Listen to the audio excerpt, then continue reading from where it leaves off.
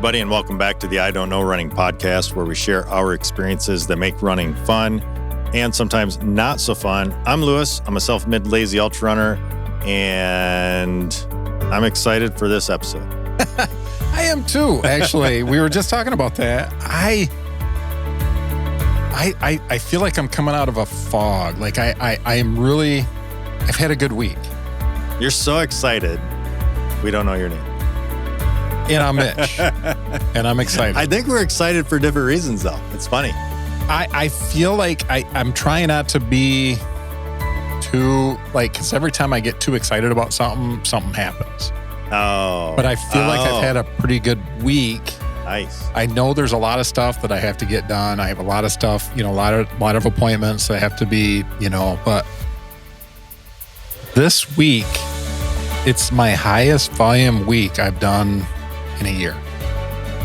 And it feels good. I'm excited to be out there. I feel like I've been so down, and and it's maybe I'm not horrible to be around when I'm excited about stuff, and that's what it has me thinking about it. I don't know. Oh man. I think there are a couple of things playing into that. Number one, I think that the fact that we're going out with some friends tonight helps. The particular friends we're going out with helps. Not that other friends wouldn't. We haven't seen these friends in a while. We haven't connected in this group in a while, so that's exciting. The weather this week has shifted. It's 57 degrees in my run this morning. It was fantastic. Yesterday was icy. Yesterday was icy on the way in, but even on the way home yesterday, it was 54 degrees. No, I ran on the ice, though, so it was super slippery. Yeah. But when I came home, I was driving home going, why are there 4,000 runners out? And then I looked at the temperature and went, oh, that's why. I ran in shorts this morning. Oh, yeah. It's fantastic.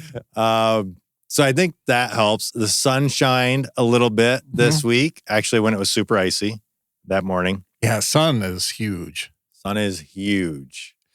And obviously you've got, some running going on. So that's your excitement. Half of that's my excitement. The other side of my excitement is as we were setting up, I was like, oh yeah, we're going to kind of tweak a little bit of the look, add some lights a little bit and this and that. But I have been working on some other projects as well that are very scripted. And so when I sit down for this, I go, man, it's nice to just sit down and just talk. I love that we have we have a topic, done a little research. You plug some stuff in and you do a little bit of research. You send it to me and you say, hey, I sent you some stuff. And then we get to sit down and talk about that, which is running related, which we love.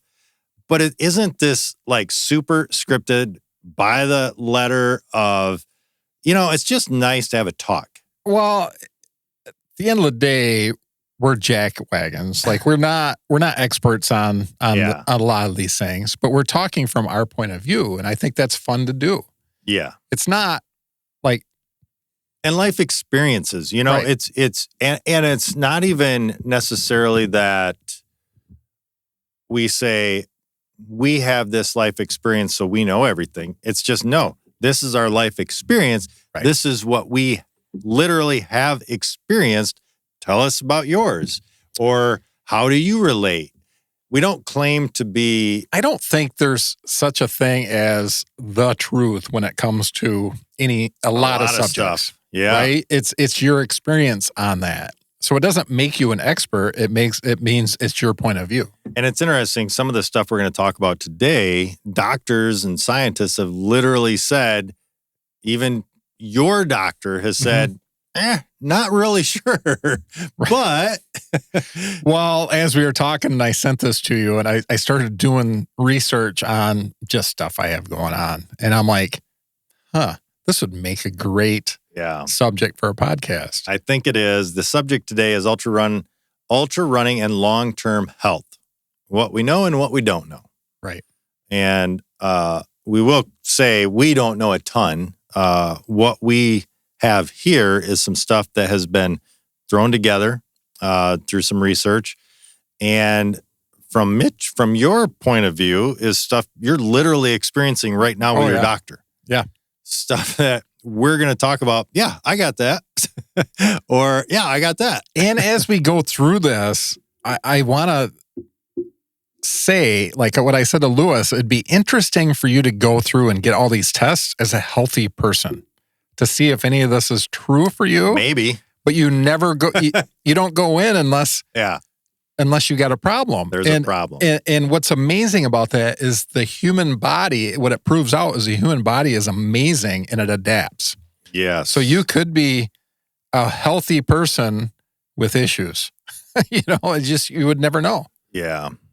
Yeah. So the first thing we want to say is, number one, this episode isn't about scaring people away from ultra running. It's about understanding what long-term endurance stress can do to the body so that we all can train smarter, recover better, and stay in the sport longer for decades. I mean, it's funny to say decades because you don't typically get into ultra running, or I would say the average person does not get into ultra running until later in life. Maybe 30s. I guess that You're makes sense. You're seeing it more now, but a lot of people don't get into marathons until they're 40. Yeah. Yeah. It's so just, a lot it's of people, funny, the progression. Yeah. When you're fast, you do shorter stuff. When you start to slow down is when you start doing distance. It's changing a little bit though. It is. Yeah. There's a lot more excitement and energy in the ultra scene, the long term, or the long distance endurance stuff. As we've talked about that a little bit on the podcast as well. But yeah, so we're going to kind of do broad strokes here, obviously, because we don't know everything. So we're kind of just going to toss some stuff out there. Love to hear your guys' experience or your guys' who you've talked to. Maybe some of those listening have talked to doctors and said, yeah, you shouldn't do this. Right. Or no, you're good, because different research is going to show different things sometimes. And it depends on the doctor sometimes too. For sure. Yeah, for sure. I went and got a stress test once and I said, I run a few marathons a year, something like that.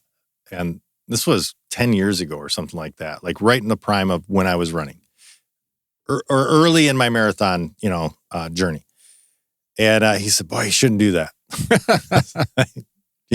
And at the time, I didn't know a ton yet. So I was like, oh, okay, I'll take that under advisement. And then you sit down with a Sean or something like that, and you're signing up for another marathon. So it was interesting just to kind of have that perspective from early on and get, like you say, whatever particular doctor you're talking to. Matter of fact, I think my wife's doctor would say similar to her, like, well, don't run that far or this or that. It hurts when I do this. Well, don't do that. Yeah, I don't think that's the fix. Let's fix this. So anyway, here's the key thing. Number one, ultra running forces the body to adapt in extraordinary ways. There's the word I love, literally spelled out in front of us, extraordinary. Don't understand that. I would say adapt in amazing ways, but not every adaptation is automatically good or bad. It just is adapting. Endurance training causes structural remodeling of the heart, blood vessels, bones, and organs. And we talk about that, but we don't talk about that. Like we always say these things, but we kind of just push it aside. But it does. You talk about bone density. That's why you train, is to get your bones ready to do that distance. And I think you're right, 100% right there. And I think it's amazing that those words that I just said, endurance training causes structural remodeling of the heart, blood vessels, bones, and organs. Think about that for a second. You could go all life, like many people do, having never ran an ultra marathon. And this changes the body. I think that's pretty amazing. Where does healthy adaptation end and potential risk begin? And that's kind of what we're going to speak to here. So we're going to talk about a few different things. We're going to start with cardiovascular changes, and it goes into the enlarged aorta. What did you say about that with you? That I went to a genetic specialist. And then she came in and said, hey, I learned something new because of you. Because she's looking at my... Love hearing that from your doctor. She's looking at my echo images and saying, hey, 20% of ultra runners have this enlarged aorta or aortic dilation. I have that. She's Makes like, sense. is it good? Is it bad? We don't know. That's the I don't know. So that's where this, it's just wild. Like I started like, okay. Yeah. Like I never put it that way. And it's funny. It's a study. It would be interesting to talk to a specialist then, because like that would be your whatever she is, like general practitioner or something like that, probably. She's a specialist in genetic, mutation. Yeah, I don't. Well, that's not it. I don't know. Like so she's not a heart specialist though. She's not a heart specialist. Okay. That's the thing. I'm wondering if that was. I have one of those too. Well, we get and to a them. neurologist, and so you need to take that information to them and ask them. Right. Studies of masters endurance athletes, so we're talking 50 and up essentially, or 50 to 75, show 21 to 25% have an enlarged ascending aorta. But you wouldn't know that unless you had it actually looked at. Exactly. So are those numbers, I guess that is studies. So that's probably a pool without people that have problems. So that's interesting. This is well above population norms. So, this isn't the norm for everybody. This is going to be for ultra endurance athletes. In non-athletes, the size is associated with increased risk of dissection or rupture. And I want to add this. When you go in, that's why it's important to talk about everything you do in your activities, that you are a runner, that they know that it could be different. Yeah, and I hope, and that's where a good doctor knows what to ask. Because that's one thing I've learned the last few years is you have to be your own advocate. You have to say things. You have to do things. You can't just wait for them to find it. Yeah. So an important reality check here is that we do not know yet if endurance athletes carry the same risk. The data just shows association, not proven causation. So your body adapts to move huge volumes of blood for long periods. The question science hasn't answered yet is, does that adaptation ever cross a line? Don't know. That's what we don't know. That was one of the wild things she said. You've pushed a lot more blood through your body than I have. Yeah. I mean, but that makes sense. Mm-hmm. As I would say, just as a runner in general, you don't even need to necessarily be an endurance athlete, because if you're an everyday runner, you're going to push more volumes of blood. Mm-hmm. You just are. You're going to raise your heart rate throughout that run. So, and as an ultra, it's even more so. Yeah. Because you're spending hours on the weekend, not an hour, hours on the weekend. 5 times. I'm over an hour on my daily run. Well, right. So it is interesting. Man, that is, it's crazy. So next, electrical and structural heart changes.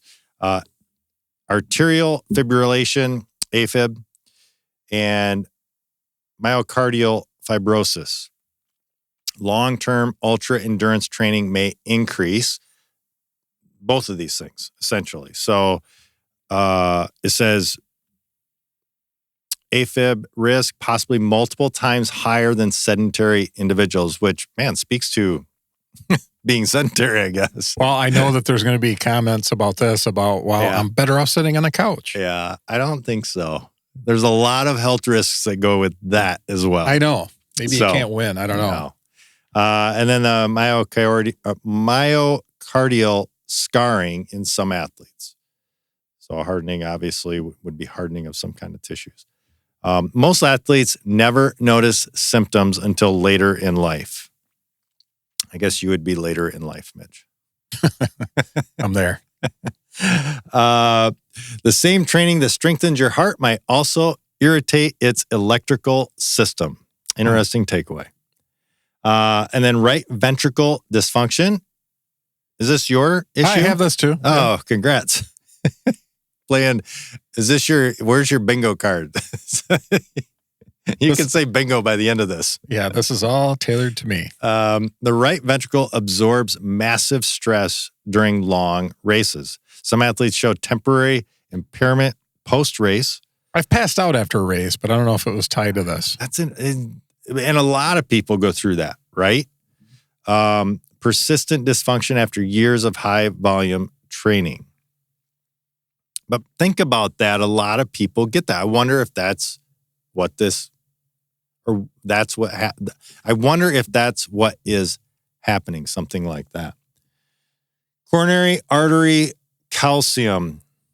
Some endurance athletes show higher than expected coronary plaque. The good news is, it says plaques are often more stable.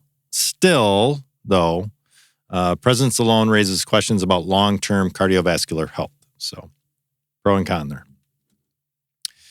So let's jump into what happens during and after races. It says acute race stress includes elevated cardiac biomarkers. Don't know what those are and couldn't even tell you what they are. Troponin and NT-proBNP. Somebody can Google that. But basically, it's elevated cardiac biomarkers. Reduced right ventricle function, which we talked about that. And effects can last days, not hours. Temporary damage isn't necessarily dangerous, but repeated stress, which we do, without recovery might be. I think that's key. And I think a common theme here, even if you listen to the last several podcasts that we've done, recovery. Proper recovery is so key. Let's take a look at musculoskeletal wear and tear. I love watching you struggle with that. That one's not that hard, but it's a lot. It's a lot when it's not a word you normally talk. You talk to Terrence and he'll just like these words because that's what he does all day, every day. And then when you're a person that doesn't do this all day, every day, it's like, wait, those words go together? You just add a O? Like there's like 3 words in one there. Come on. Musculoskeletal wear and tear. Common long-term issues, stress fractures. Heard about those a ton with. But that's when the body changes. So you do get stress fractures as you're building up. Yeah. But it's those tiny and they repair themselves. That's why recovery is so important. Yeah. Is it's building back. Tendinitis. Well, you're screwed. Chronic joint irritation. Doesn't sound good.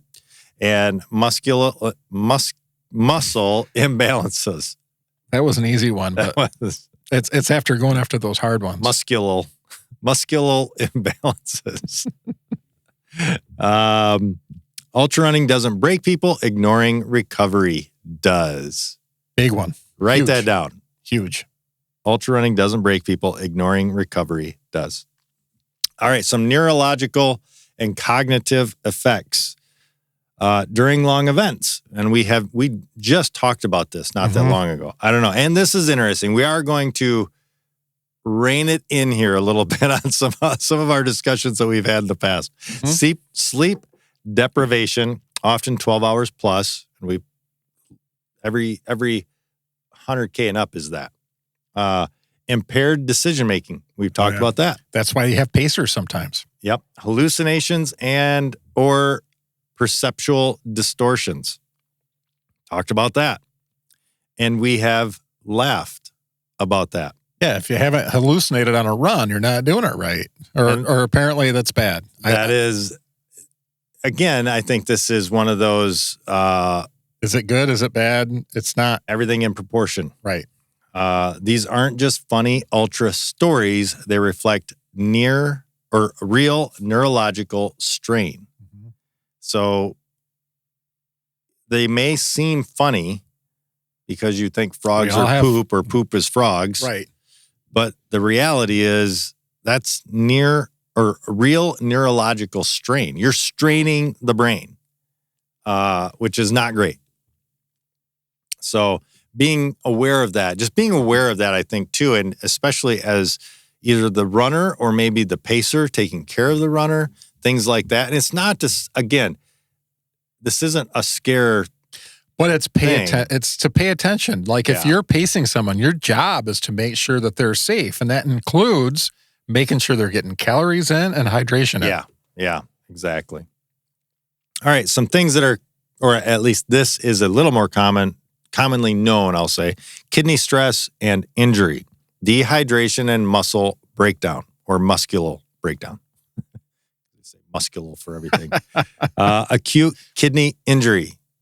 That's what you'll get. So how many stories have you heard when somebody's doing an ultra where they are peeing blood? You know, that's a problem. It's a real thing, and that's a problem. Usually resolves itself, but repeated episodes may cause cumulative damage. So hydration, pacing, and post-race recovery are optional. I think that's the big one would be post-race recovery. Again, not just, that doesn't mean just stop. That means get in protein, or is it protein? Yeah, protein. Get in protein and hydration. And rest. And rest. But I mean, I'm taking that one as the given. You stop, right? Right. But that doesn't mean you just stop and crash on the couch. Get in hydration. Get stuff back in your body and protein. Immune and inflammatory load. Ultra-training triggers complex inflammatory responses. Some helpful, some suppressive. So you got to be careful, like, what is it actually doing to your body? So you'd be at greater risk, let's say, of if you get around a virus, you may be more susceptible to that because these things are lowered, your strength to be able to fight them. Chronic overload. I am having trouble with words again today. Yeah. Chronic overload may impact immune resilience and gut health. That's why the common thing is in the winter you get a cold. They think, oh, it's because of the cold. No, it's just your body's more susceptible because it's fighting to keep you warm, which lowers your immune strength.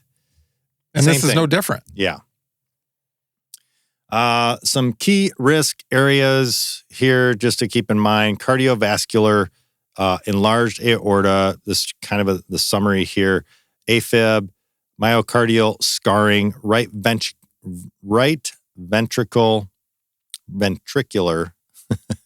same thing. Got it. Ventricle, dysfunction, and coronary calcification. I think Mitch has. So we just listed 1, 2, 3, 4, 5. I think you have 5. I have at least 4. They haven't proved the AFib. Oh, I thought they had. Because they said there's evidence of that, but that last echo says there's a hole in my heart. So it may not be AFib. Yeah, you just have a hole in your heart. Yeah, no big deal. And I found out that flip a coin. Which one do you want? That's pretty common too. Oh, okay. Is that the from birth one? Yeah. Okay. Yep. And some close and some don't. Most close, but I don't know if it's like 20% of people it doesn't close. Which may never cause a problem necessarily, but it can. Mm-hmm. Is what your understanding is. Yep. I'm going to learn more in the next couple of weeks. Musculoskeletal. If you read it, it's not hard. Musculoskeletal. If that's the correct pronunciation. But if you just view it like you view a word, it's like it's hard to put it together. Yeah, we gotta dumb this down for ourselves a little bit. Stress fractures, tendon and joint issues, renal, acute kidney failure or injury, potential chronic effects leading to potentially failure. Neurological, cognitive impairment from sleep deprivation and immune, GI, inflammatory, imbalance, digestive stress. That's a real one. Yes. And what does it all mean? Basically just, many changes fall under athlete's heart and may be benign, so nothing, right? Others, especially when chronic or extreme, deserve monitoring. And obviously, that's the pay attention to your health, listen to your body kind of a thing. If you sense something, especially, after 40, I don't know, 45 maybe, like you really have to pay attention to your body. Well, that's like I said at the beginning, you have to be your own advocate. Yeah. So if you notice something, it's hard to determine what is real and what is just the pain of the day, but you have to ask sometimes. Yeah. So a quick little checklist to go away with on this. Regular medical check-ins. That's an interesting one because I have not. It had been so long. Matter of fact, it had been so long since I had been to the doctor. I had to reapply to be with him. So wow. Yeah. So then you're at that special age. So you got a lot of testing that's coming up. So I went in and saw him and everything was good. Well, that's when I told you I had to clean bill of health and all that. I just got to go, do the colonoscopy thing. You have to do that yet? Mm-hmm. Yeah, I have to get it scheduled still. But all signs lead to good. So anyway, regular medical check-ins, periodic cardiac screening, especially as you age. Or especially at your age. Your age. Respect recovery as much as mileage. That's a good one. I like how they put that. Respect recovery as much as mileage. Well, this is like hitting me in the head. And finally, fuel, hydrate, and sleep like it matters because it does. And again, man, we have touched on this stuff a lot lately in the last several episodes. One last little takeaway, longevity in ultra running isn't about doing less. It's about doing it wisely. So you can do all that stuff and have fun with it, and you got to pay attention. Yeah. Or you're going to be in ER. Or you're going to pay for it in a really bad way. So hopefully this is helpful to somebody listening. And man, I think one of the things to take away from this is to pay attention, share this with somebody because it all matters. We love this sport and hobby that we do. We might as well do it in the most healthy way that we can so that we can enjoy it the best we can. Staying healthy is a big part of that. And we often think, well, that doesn't mean turning an ankle or pulling a hamstring. But there's a lot more to health in ultra running, especially in ultra running. Yeah. Or ultra endurance sports. That could be Ironman or whatever. Prize or whatever. So yeah, share it with somebody. But check us out on Facebook. Check us out on YouTube. All your favorite listening platforms. But that's going to wrap up this episode of the I Don't Know Running podcast. Be sure to tune in next time as we share more about what we just don't know. Till then, happy running.